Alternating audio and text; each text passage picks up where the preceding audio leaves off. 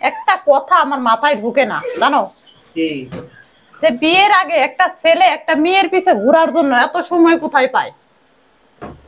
একজন প্রেমিক আর পুরুষ কখনো সমান হয় না, বুঝছো? কেন সমান হয় না? বিয়ের আগে একটা মেয়ের পিছনে ঘোরার জন্য সারাদিন সময় থাকে, একটা মেয়ের সাথে কথা বলার জন্য তার সারাদিন সময় থাকে, বিয়ের পরে সেই সময়টা কোথায় যায়?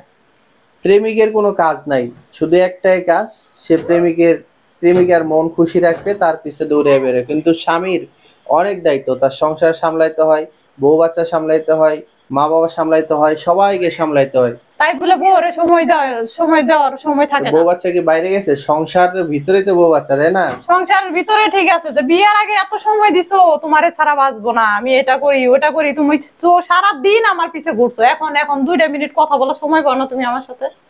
এখন অনেক চাপে থাকা লাগে, কি করব না করব মাথায় টেনশনে কাজ করে না, অনেক সময় দেখা যায়। বিয়ের আগে ওই টেনশন ছিল না যে বিয়ের আগে বিয়ের আগে কিছু কইরে রাখি, যে বিয়ের পরে যেন আমার এত ভাবতে না হয়? তুমি ওই তো বিয়ার টেনশন লেগে ছিল না পায়রা তখন? দিছো, তাই না, যে বিয়ে করো বিয়ে করো।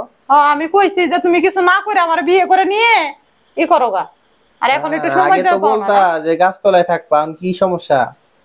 গাছতলা ওই যে আবেগে সবকিছু সবাই বলে, তুমি যেমন আবেগে আমার পিছে পিছে ঘুরছো ওরকম আবেগে বলে ফেলাইছি, এখন তো বুঝতেছি তোরা বলা কতটা ভুল করছি আমি।